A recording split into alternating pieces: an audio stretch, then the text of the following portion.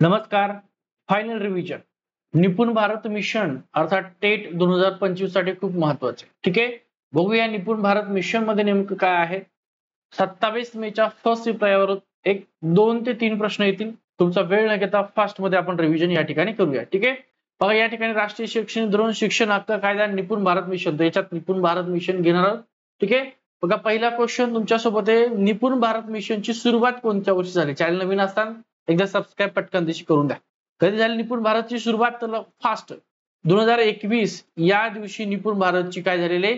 सुरुवात झालेली आहे. तर बघा निपुण भारत मिशनची सुरुवात कधी झाली? तर 5 जुलै 2021 ला झालेली आहे. ओके, आपलं चॅनल नवीन असताना सबस्क्राईब करून द्या, सगळ्यांना शेअर करा. यातले 2 ते 3 प्रश्न उद्याच्या पेपरला 100%. चला, निपुण भारत मिशनचं प्रमुख उद्दिष्ट काय?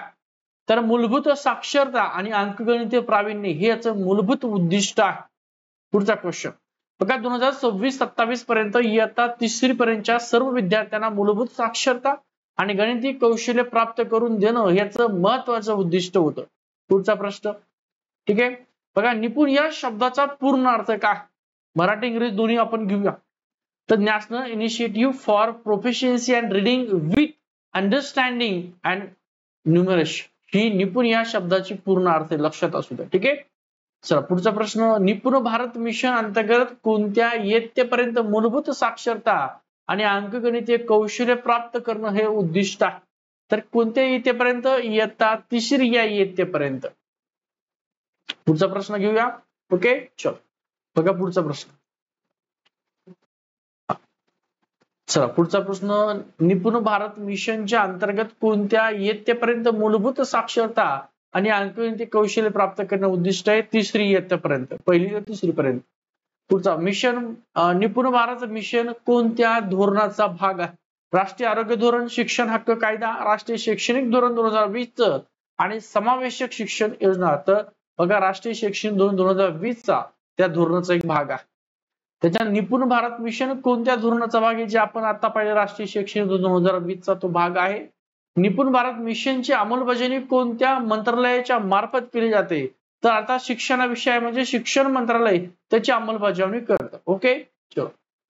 हा, FLN म्हणजे काय त्या ठिकाणी? तर बघा फंडामेंटल लिटरेसी अँड न्यूमरेसी याचा अर्थ FLN. ठीक आहे, आता FLN म्हणजे काय? फंडामेंटल लिटरेसी अँड न्यूमरेसी म्हणजे मराठीमध्ये त्याचा मूलभूत साक्षरता आणि अंकगणित असा अर्थ होतोय. यापैकी इंग्रजी मराठी कुठलंही असेल तर उत्तर करा करेक्ट. ठीक आहे, फायनल उद्याच्या पेपरसाठी एकदम फास्ट, थोडा वेळ घेत नाही. चला, निपुण भारत मिशनच्या अंमलबजावणीसाठी कोणती राष्ट्रीय संस्था मार्गदर्शन करते? तर कोणती करते? तर NCERT. कोण? NCERT मार्गदर्शन करतो. त्याच्यानंतर बघा निपुण भारत मिशनच्या अंमलबजावणी, हा परत झालाय का मार्गदर्शन करताय? तर NCERT करा. प्रश्न येईल, हा महत्वाचा प्रश्न आहे. तुम्ही शिक्षक होणार, शिक्षकासाठी महत्वाचे क्वेश्चन. निपुण भारत मिशनचं उद्दिष्ट कोणत्या शैक्षणिक टप्प्यावर केंद्रित करतं? उच्च माध्यमिक पदवी तर प्राथमिक साठी लक्षात ठेवा. मग तिथं प्राथमिक असू शकतं किंवा उच्च प्राथमिक दोन्हीला सुद्धा, 1ली ते 3री पर्यंत. ओके, बघा निपुण भारत मिशन मध्ये काय नेमकं साध्य करायचं, कशावर त्यांचा भर आहे? इंग्रजी शिक्षण, पदवी शिक्षण, तर त्यांचं वाचनावर भर आहे. समजून घेणे आणि गणित याच्यावर महत्वाचा निपुण भारत मिशन मध्ये त्यांचा भर आहे.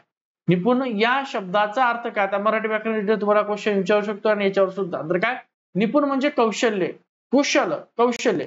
ठीक आहे, निपुण भारत मिशनच्या अंतर्गत मुलांचं मूल्यमापन कसं केलं जातं? कसं केलं जातं? वार्षिक परीक्षा, ऑनलाईन टेस्ट, सतत आणि सर्वांगीण मूल्यांकन, तर शिक्षकाच्या निरीक्षकाने ते केलं जातं. ओके, चलो. FLN साठी निपुण भारत मिशन कोणत्या धोरणाची पूर्तता करतं? तर NEP 2020 या धोरणाची ते पूर्तता करते. त्यानंतर NEP 2020 मध्ये 2026 ते 27 पर्यंत FLN मिळणे हे प्राथमिक उद्दिष्ट त्यांचं आहे. चला, FLN अंतर्गत लहान मुलांना कोणतं कौशल्य शिकवलं जातं? कोणतं? तर लेटर, वर्ड, बेसिक आणि नंबर्स एवढं FLN अंतर्गत त्यांना शिकवलं जातं कौशल्य. आता FLN साठी तयार केलेलं शैक्षणिक साधन कोणतं आहे? तर कोणतं आहे? निष्ठा FLN. ओके, C नंबरचा. मी आता फास्ट कामाला गेले, तुमचा उद्या पेपर आहे, एकदा बघून जा. बघा निष्ठा FLN हे प्रशिक्षण, शिक्षकाच्या प्रशिक्षणासाठी विशेष मोहीम आहे. FLN अंतर्गत कोणत्या भाषा कौशल्य भर दिला? कुठला? वाचन भाषा कौशल्य, लेखन भाषा कौशल्य, ऐकणे भाषा कौशल्य आणि बोलणे भाषा कौशल्य या 4 कौशल्य. ठीक आहे. निपुण भारत मिशन अंतर्गत लक्ष्य सूचिका. लक्ष्य सूचिका आहे त्याची बाबांनो, तर कौशल्य प्राप्तीचं उद्दिष्ट स्तर हे लक्ष्य प्राप्ती आहे. ओके. चला पुढचा प्रश्न. लक्ष्य सूची ही मुलांची वर्षाखेरीज गाठावयाची कौशल्य सूचित करतं. निपुण भारत मिशन कोणत्या वयोगटावर लक्ष केंद्रित करतं? कोणता वयोगट आहे? तर 3 वर्ष ते 9 वर्ष हा वयोगट आहे. निपुण भारत मिशन कोणत्या वयोगटावर लक्ष घातलाच पाहिजे? 3 ते 9 वर्ष हा येऊ शकतो क्वेश्चन, महत्वाचा आहे. ठीक आहे. चला उद्या पेपर झाला नक्की कमेंट करा. FLNचा पाया कोणत्या टप्प्यावर तयार होतो? कुठला टप्पा? उच्च माध्यमिक, पूर्व. बघा इथं पूर्व प्राथमिक आणि प्राथमिक लक्षात ठेवा. हा FLNचा महत्वाचा पाया.